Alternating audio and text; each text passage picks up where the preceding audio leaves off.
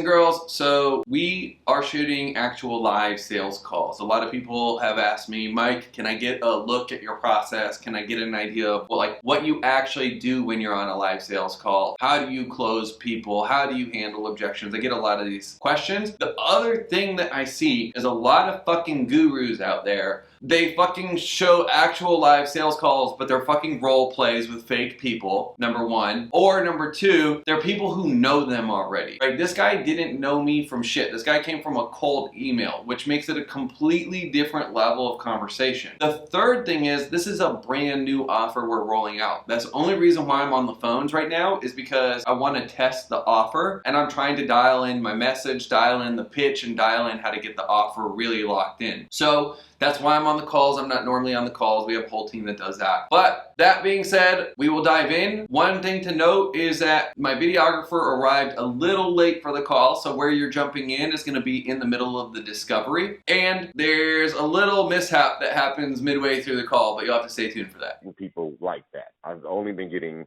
people that's lost a job or they are transitioning to create a new type of business, and they've lost their job and they said, hey, listen, I don't want to go back to work. I want to start my own business. I have a business plan, or I have this ideal. I've been working with this hobby or something like that, and I want to make it work. So cool. Okay. What I do is I give them a discovery session where, like, we are sitting down here now talking, for an hour, 30 minutes or so, seeing what their ideal is and what's the possibility of it and how we can move forward. And then not discounting them having what they already have or picking up something while they're doing their full-time and something part-time. Does that make sense? Mm-hmm. So everybody that's been coming to me has been transformative, but it's been around post-COVID again, around career or starting a business. Okay, that's perfect. That gives me exactly what I need to know. So, okay, then do you have a team? How many people do you have on your team? I only have 2. I used to have 5. I'm still waiting for my PPE to come through. So my girl she's my assistant. I didn't want to let her go. So, and she's been the jack of all trades. So it's been bad. I would rather have somebody specialize in that area. She's only just good at what she can do. Does that make sense? You cut out a little bit at the end of that. Well, I'm saying she's my assistant. She's a jack of all trades, and I just wanted to have somebody like specific in that area. Yeah. She's just only doing what she can, and we're both just trying to, we're trying to manage what we can right now. And when I say manage, we're just managing it. And then the second person, is that you or is there another person as well? No, that is me. Okay. So you pretty much stripped back down to just the two of you guys? Yeah, I'm back down to, as they say, Iron Man, I'm in hardware mode. Okay. Wake up, Jarvis. We're in hardware mode. So a question, and just to give me a little bit of context. So it sounds like you are really comfortable selling, and particularly platform sales or selling from stage or whatever we want to call it. It sounds like that's kind of like your zone of genius. Yeah, right? Very comfortable. Okay. Have you ever built a scaled up sales org before? I guess what's the biggest maybe you've scaled it? Okay. Have you ever hired a salesperson for your own business successfully before? No, I have not. Okay. Have you read any books about building sales teams, just so I understand kind of what you're working with or the context you have? No, I have not. So on only thing that I've been working with, and I can just basically look at my library and tell you, in my library I have C. Hayden, Get Clients Now. I have Grant Cardone, 10X, Guerrilla Marketing, Brand Called You. What else? Man, I got times I've been putting them away. That's how bad I've had it. So, Book Yourself Solid, blah, blah, blah. So that's pretty much what I have in that I've been mainstaying with, because I've had some ideals in there that has worked, but things have changed. Okay, that makes sense. So it's mostly like getting client stuff, not actually the team building side of it. Yes, mine is to get client. I'll figure out the team building later. basically what I was doing. So. Okay, I feel you. All right, I don't have any more questions. I'm pretty clear on what needs to be done. So I don't know if you have any specific questions for me, or you want me to just walk you through kind of what we do and how it works? None whatsoever. I mean, you've been asking the questions. I want to know what you guys do so I can get a sense, because I am an intuitive empath. That's how I work and consult with my people. So talk to me. All right, sweet. So if you had to guess, what do you think would be the most common mistake people make when they try to really like delegate sales and really get consistent clients? I think for me, I think that we don't want to, because we are entrepreneurs, we want to control every aspect, and I don't feel that we have like we don't give we don't empower a person enough to let them run their strategy and their results. Does that make sense? Yeah. That's actually that's the close second, but it's not quite the first one. Okay.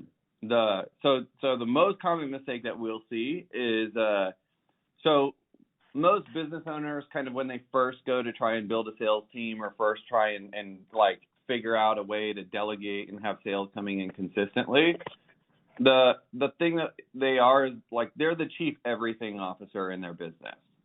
Right, so they're doing freaking everything. They're writing their own content and copy. Yeah. They're shooting their own videos. They're sometimes even editing and posting. And they're, like they're just basically living on social media all day. They've had to figure out a lot of different skills like copywriting and platform sales and phone sales and how to set appointments and just like all the different parts of the sales process and even the upgrades and the account management, like they're just doing all those roles, right?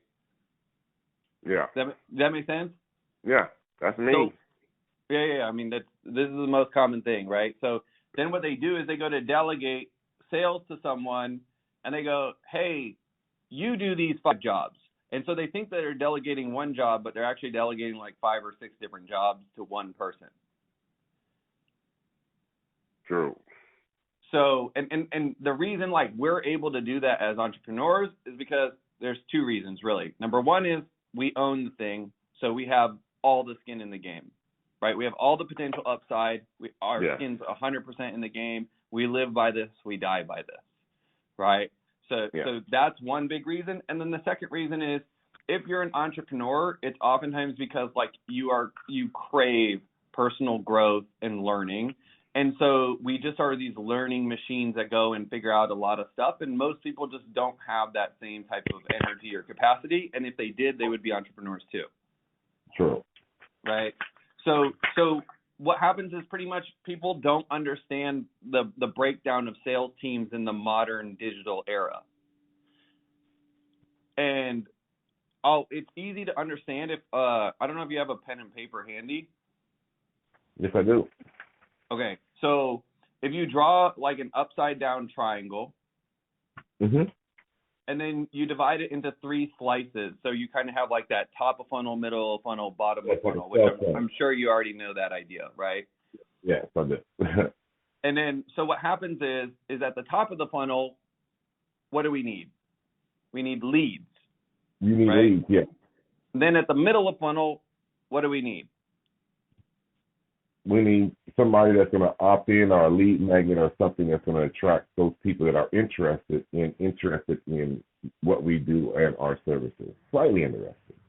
They're kind of like a little different. At the middle of funnel, we want to take those people that you're describing, who I would call a lead, someone who's opted in and whatnot, and we need to turn them into a qualified appointment. Okay. Right? So they need to make sure that they have the criteria that you need in order for it to be worthwhile sales conversation. And we need to make sure that that's booked on the calendar so you got the time and date ready to go. So all you got to do is show up, do your thing, and then they'll lock in, right?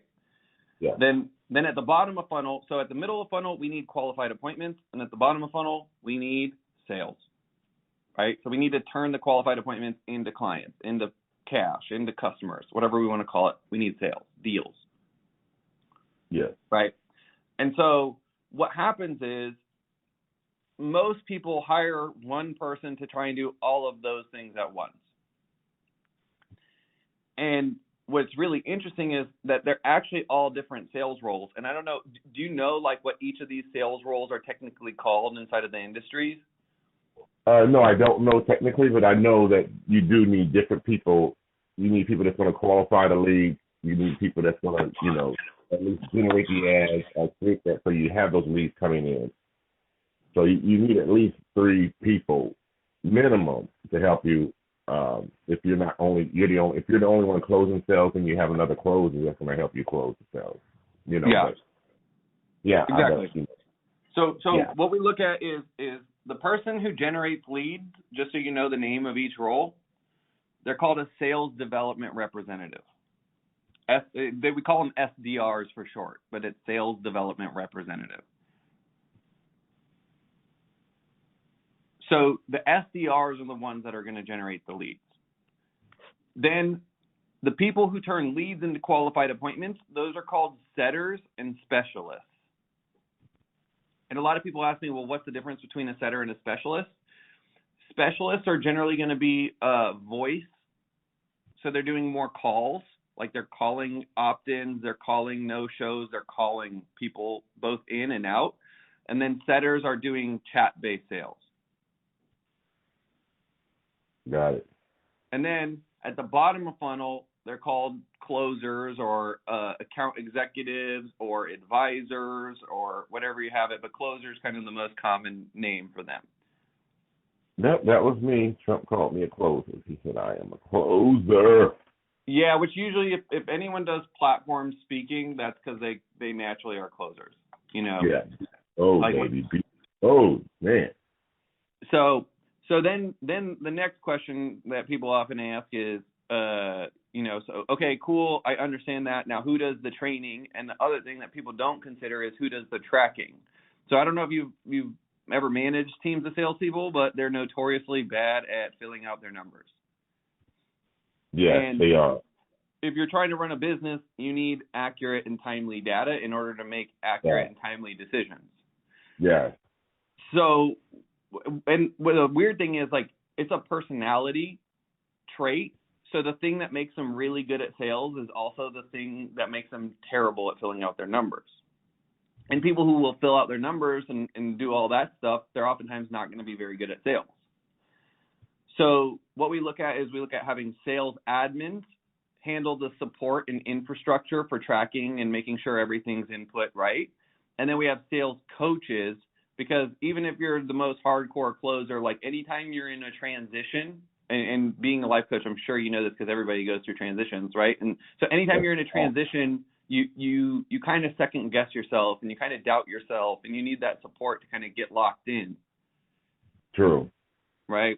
And so anytime we're bringing in new sales reps, they're going to need that sales coaching. And then also, like, stuff just happens. Like, we just had one of our sales reps found out that his mom's going to pass away in like any day now. And like, you need someone who's they're almost like a life coach in the way that the sales coach works, where it's like the girlfriend that breaks up with them, the accident that happens, the family member that's sick. Like, those are the things that send people into slumps. And we need to catch them early and then prevent them from becoming downward spirals.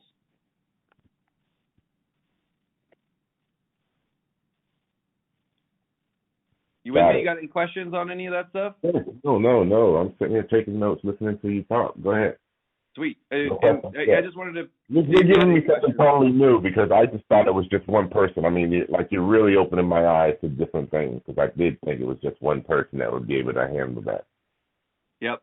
And that's what everyone does, you know what I mean? And that's why most people never really make it to the 7 or 8 figures, because, like, if you look at it, the size of an organization by annual sales and the size of the number of headcounts on their team, they scale like with a direct correlation, right? So you'll notice that companies that do 1 to 2 million will generally have between 9 and 15 employees. And companies that do from, 5 to 10 million, they'll have in the range of 30 to 60 employees. So if we're scaling, it means we need to know exactly how to scale headcount properly. Gotcha.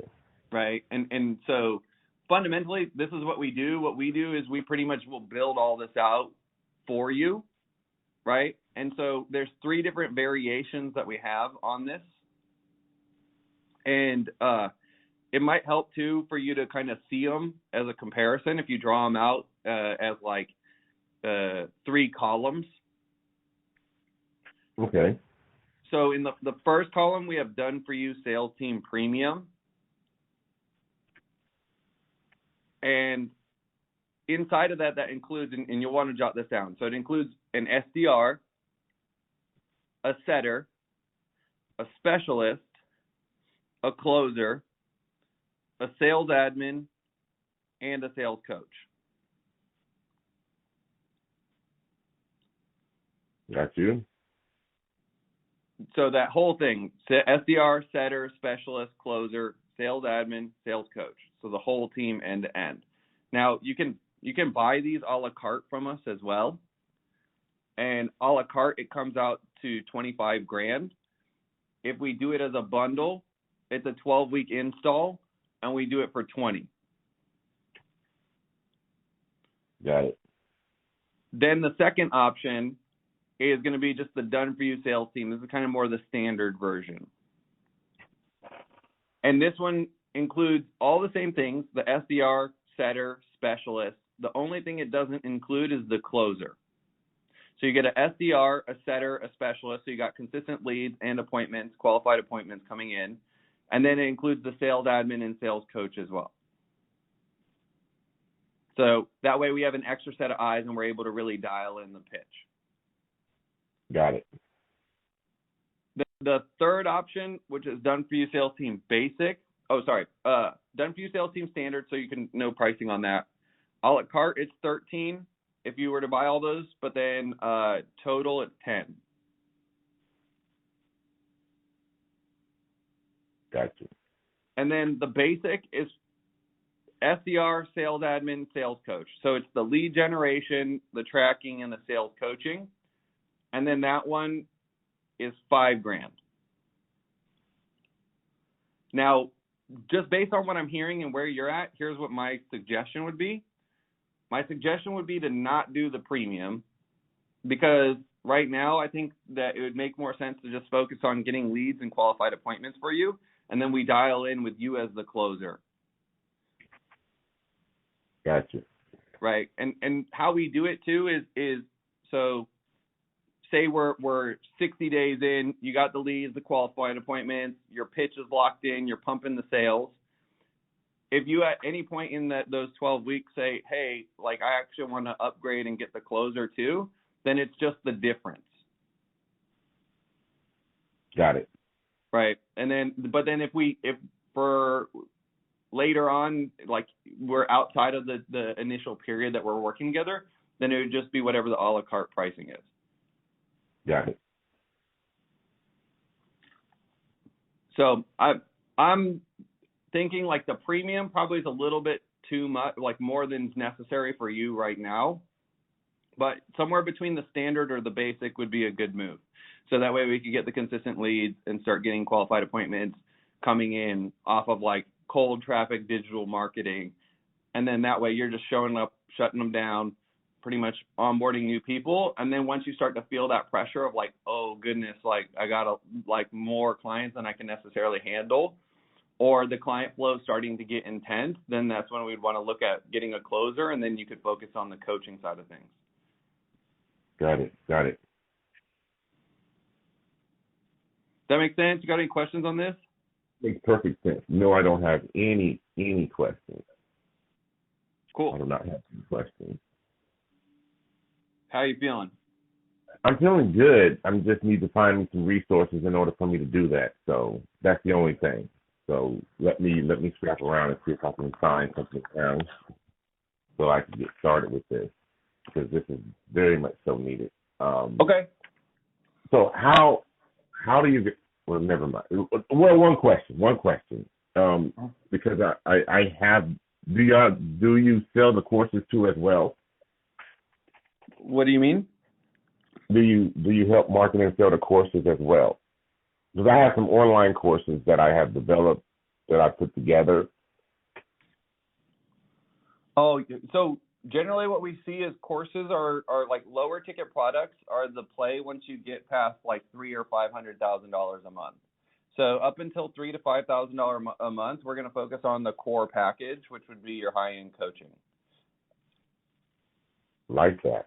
Okay. Yeah. Got it. Yeah. So, and then because that way, what we want to do is we want to focus the lead generating activities on your higher end of the market, the people who are going to be your real, true, ideal customers, not just anybody and anybody with a pulse and a credit card. Got it. If you want to, I don't know, but obviously we have worked with a lot of business owners who are like just starting up off the ground and they don't have the resources, and we can figure out kind of some creative ways to make it work. So if you want, we can talk through that, but it's up to you if that's something you want. Yeah, we can talk through it. I want to hear all options before I make a decision. So that's perfect. All right, so just so I kind of have the context and I know what we're working with, overall, just walk me through like a few things right now. Generally what I need to know is going to be cash in the bank, cash on hand, cash flow, credit options, and then we can kind of figure out what would make sense based on all those things. So right now, just in general, like cash on hand in the business, where are you at? Cash on hand in the business, I have roughly about 20 grand. Okay. And then 20K, sweet. What about cash coming in? Cash coming in that's where I'm leaking, and I'm like the Exxon Valdez oil spill. Everything's going everywhere, and I'm just trying to put together some marketing in order for me to have some consistent revenue coming in. That's why I was asking about that, because I know I can market and upsell them to a higher ticket brand item, and then my existing customers that I already have. But I'm rambling now, but that's what I have right there. I don't have anything that's coming in. I'm actually pulling a nighttime gig in order to supplement. Okay. So you're working like doing something else on the side? Yeah, I've only been doing that for the last couple of years. This is post-COVID. You don't want to go belly up. You always want to just keep things going. Yeah. You got to do whatever it takes to stay afloat. Yeah, I do whatever it takes, man. This is my passion. I will give away my wife before I stop doing this. You know what I mean? So I won't tell her you said that, but well, you can tell. All right. So what about cash outflows, like over the next 30 to 60 days? What are you looking at in terms of obligations you got to meet?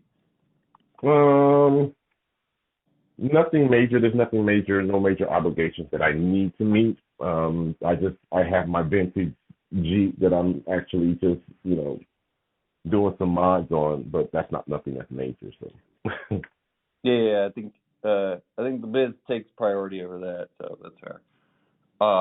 And then what about credit? Like, how do you look credit wise? At 840, it may drop a little bit. My wife just refied her car, but you said a what?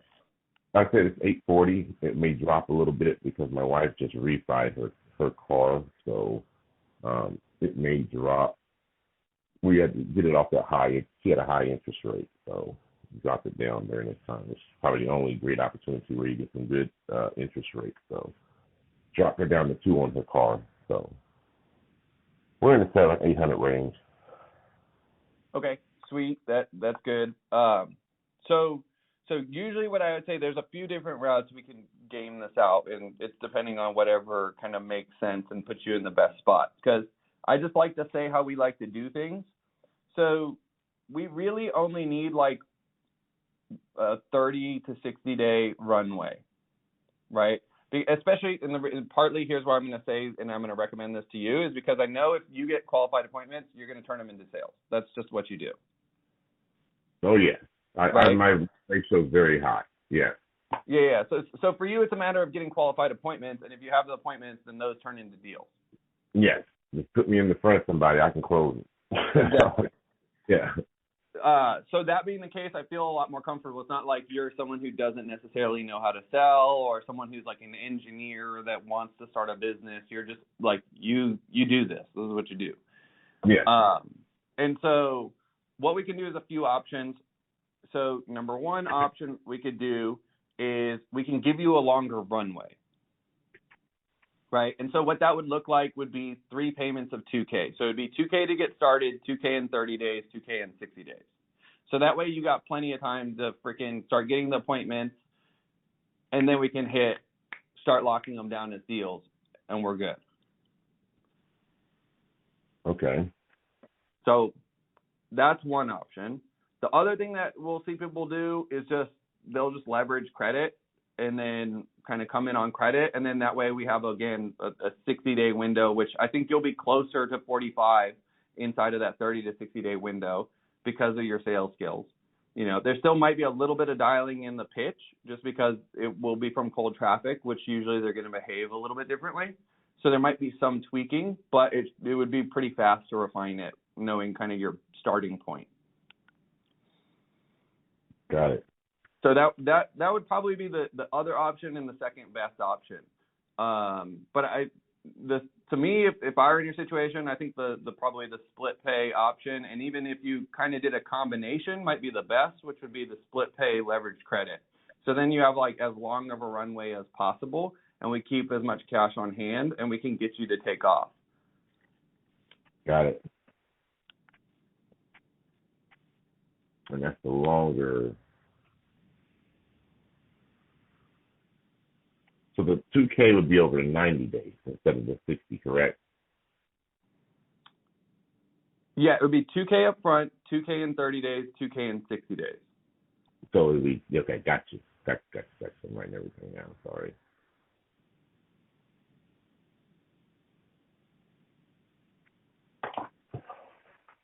All right, man. Hey, thanks. I appreciate it. Let me bounce this off and let me get back with you soon. Okay, cool. So you're not in right now? Not right now. I just want to see where my money's going to come from. I need to talk to my wife about that. Yeah. Okay. But I'm not cool. in. Do you have a timeline for when you'll know one way or another, or at least kind of start to have better questions maybe to ask? Today's Thursday, right? So Monday, you want to circle the wagons Mondays? Let's circle the wagons Mondays. All right, cool. So this is my number. Just text me on Monday once you have it sorted out. Okay. What's your number? Oh, this is your number. Yeah. So you could just text me here on Monday, and then in the meantime, I can send you some resources as well for you to check out. And then that way it kind of gets you a feel for everything, and then figure out with your wife if you need to figure it out with your wife, and then pretty much Monday let me know if you got more questions, and then if you got more questions, we can figure out, kind of jump on, answer them, and then coordinate next steps from there. Yeah, great. So just let you know what's going on here. So I don't want you to think I'm pushing you or anyway, because I'm a totally honest person. Right now, me and my wife are going through our separation and divorce, so we have everything together, but everything's being separated. So there's a gray area where we're just trying to make sure that this is amicable. So the gray area is the credit, the money. Well, not the money, definitely not the money. That's already been separated, but the credit and other things that we're just trying to amicably separate. So we're just trying to see where we stand on both things. But as of now, we're like, okay, if you need question, this. if this takes off, you think she would try to kind of take it, or no? To be honest with you, no. Because she's never supported me in my business. She's only just been, I'm passionate about what I do. She's just more on the revenue side of it. Like, hey, you just came back from this trip. How much money did you make? It was not like, hey, did you even help somebody? Or, it didn't. You see what I'm saying? So, no. I've agreed to give her this house and everything in it. I don't care. I just want to be free. That's how bad it is. So we've agreed to be amicable as possible about this. Okay, cool. So she wouldn't take any of the cash in the business? No. Then why don't you just split pay the cash?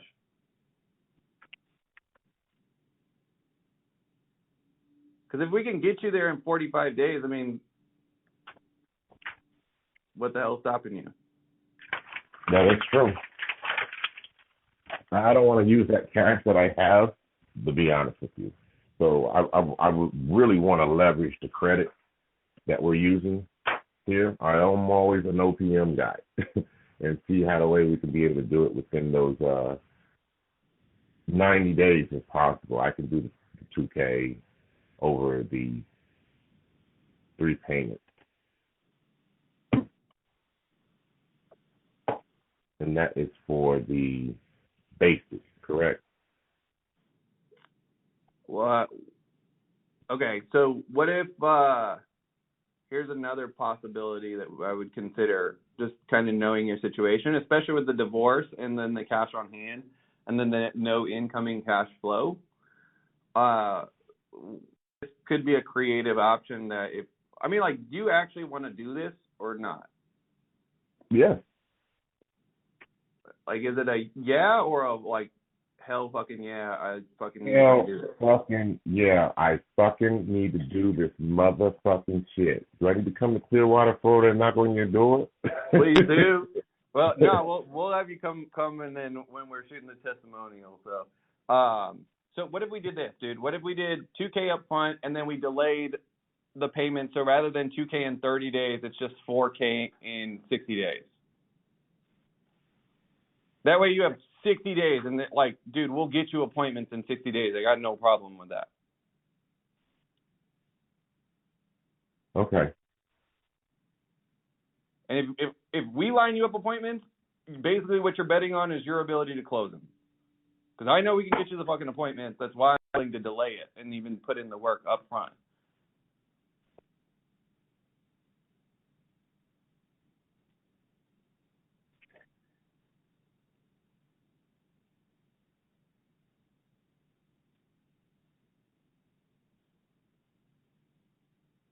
Can you give me till tomorrow? I want to do it, but What changes between now and tomorrow? I'm just the only reason I'm asking because I just want to make sure that we're not procrastinating, and then that way this becomes a pattern when we're in. Because I know you know what it's like when you work with someone who's keeps kicking the can down the street. You know what I mean? True.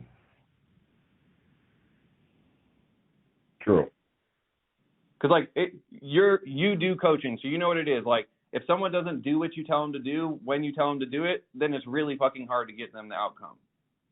Because they get all in their head, they get all in their feelings, and they get in their way instead of just being in momentum and actually fucking winning. True.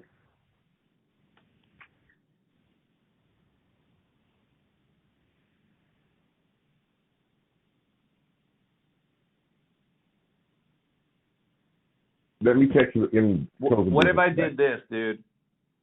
I really. What if I gave you a 30-day guarantee on it too? So if you wanted, within the 30 days you said, you know what, this isn't working or this isn't for me, then you have a money back guarantee. Oh no, you said some things that really set home with me. Number one is I'm betting on myself. So yes, I know if I'm put in front of somebody, I'm able to close them, and then we can just tighten up my pitch or whatever we need to do from that point. But let me text you. Give me to the close of business today. But let me text you, and I'm gonna try to make sure I can wrangle up that money and have it for you.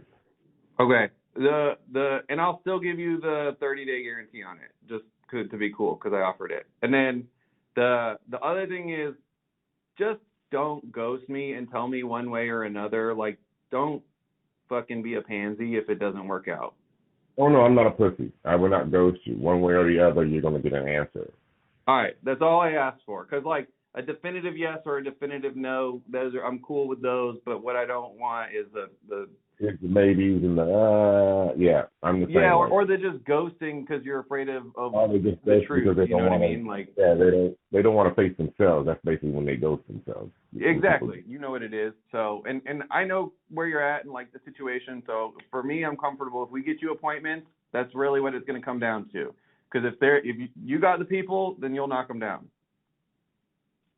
Yes, definitely will. Right now, the problem is that you're just trying to friggin' reinvent the wheel and like try and figure out this whole marketing online thing, and that's not the world that you come from. You come from the road warrior, like sell from stage, that type of world, and it's a challenge to close this gap.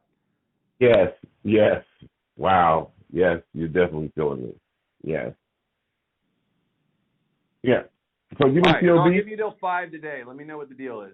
5. I definitely will, man. Hey, thank you for your time. I really appreciate it. You went over and above the beyond the call of duty. I know you do 30 minutes, so I just want to say thank you. I appreciate you, and we'll be in touch very soon. Thank you, man. All right, that works. All right, we'll talk. Bye. All right, sounds good. I'll keep an eye out for you. See you, Ron. All right, bye. No problem with that. Okay. And if we line you up appointments, basically what you're betting on is your ability to close them. Because I know we can get you the fucking appointments. That's why I'm willing to delay it and even put in the work up front.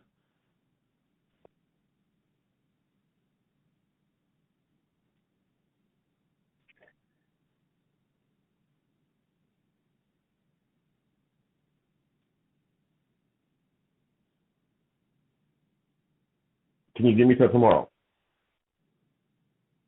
I want to do it, but What changes between now and tomorrow? I'm just the only reason I'm asking because I just want to make sure that we're not procrastinating, and then that way like this becomes a pattern when we're in. Because I know you know what it's like when you work with someone who's like keeps kicking the can down the street. You know what I mean? True.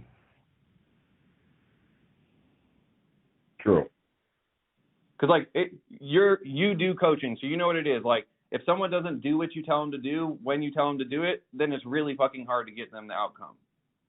Because they get all in their head, they get all in their feelings, and they get in their way instead of just being in momentum and actually fucking winning. True.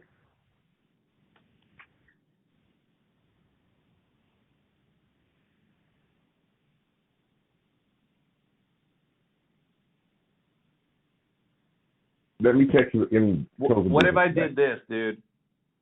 I really. What if I gave you a 30-day guarantee on it too? So if you wanted, within the 30 days you said, you know what, this isn't working or this isn't for me, then you have a money back guarantee.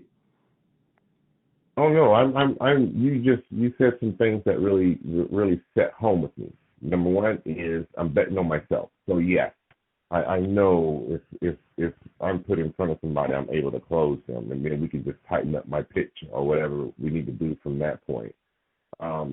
But let me text you. Give me to the close of business today. But let me text you, and I'm gonna try to make sure I can wrangle up that money and have it for you. Okay. And I'll still give you the 30-day guarantee on it, just to be cool, because I offered it. And then the other thing is, just don't ghost me and tell me one way or another. Like, don't fucking be a pansy if it doesn't work out. Oh no, I'm not a pussy. I will not ghost you. One way or the other, you're gonna get an answer.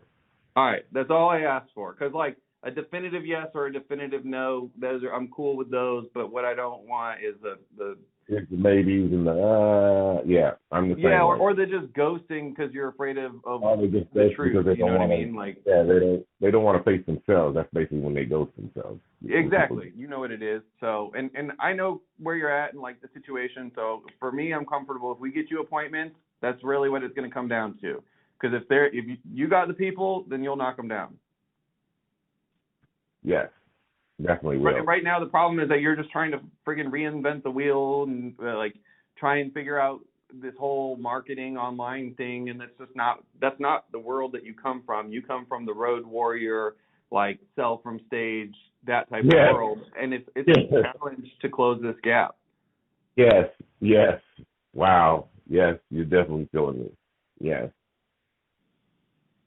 Yeah. So give me COB. I'll give you till 5 today. Let me know what the deal is. Bye. I definitely will, man. Hey, thank you for your time. I really appreciate it. You went over and above the beyond the Call of Duty. I know you do 30 minutes, so I just want to say thank you. I appreciate you, and we'll be in touch very soon. Thank you, man. All right, that works. All right, we'll talk. Bye. All right, sounds good. I'll keep an eye out for you. See you, Ron. All right, bye. What do you think? You think he's gonna close? I don't know. We'll see. He might bitch out. So some cool things just for you guys if you guys are watching that. Number one, most people would try to like super hard close that guy, super pressure that guy, and the guy would back out of the deal. But if I give him till end of day, there's still enough urgency that he has to fucking make a decision. And then the other thing is like, if you see what I did at the end, I polarized it where I just said like, just do me one thing, don't be a fucking pussy and not respond, right? So if he doesn't respond, then he's already agreed to not being a pussy. So if he doesn't respond, then he's a pussy and he has to live with that feeling, right? So that was a big part of why that was set that way. But I mean, the other thing is like, you have to fully believe in your product, and partly why I was able to make these conditions or concessions is just to like get him in and get the momentum, because once he gets the momentum, I know that this is a guy who can really win, and I want to see him win, and I know that what we can do for him. So that was a huge thing. A couple other things just thinking about like at the end of the call. Most people, once they get that first objection, especially the money objection, which I don't really even see it as an objection, it was a logistics, right? So they're gonna get like all flustered, and they're not gonna be willing to ask those questions of like, how much cash do you have in the bank? How much cash flow do you have coming in? How much cash do you have going out? What's your credit score? What's your access to credit? Like, they're not gonna have that conversation. Most people wouldn't have even found out that he's got a wife that's divorcing. Most people wouldn't have found out, and they would have just said, oh, he's just a liar, or oh, he's just, you know, he's just full of shit. But really, he had some logistical issues going on the back end, and he was willing to volunteer that information because I was willing to kind of stay with him and ask these deeper questions. And you can kind of tell like at the end, there was a few things that like he was doubting himself, and I had to give him the confidence. And you'll hear at the end of the call, he said the thing about betting on yourself. That really hit him because that was me displaying my certainty, right? My certainty was like, I know we'll get the appointments. So it comes down to a matter of whether or not you can close them. And if you know you can close them, then really what we're doing here is you're just betting on yourself. And so you heard as he said that at the tail end of the call, like that really hit him hard. And that's how you do it, boys and girls. We'll see. I'll let you guys know if he closes or not. And just so you guys know, like 60% of my deals come off follow-ups. So a lot of you guys are all stuck in this, like I have to one call close. If I don't one call close, you're a bitch. But what I tend to see is I have less refunds. My clients get better results. And the people, when they do buy, they're like totally fucking bought in because they made the decision. They didn't feel pressured into the purchase. And it's a real difference when you guys are working hands-on with clients. And if you guys are actually trying to build a business where like you can consistently and predictably get your people results, that is so crucial. So that's it for this one. We'll see you guys on the next live sales call.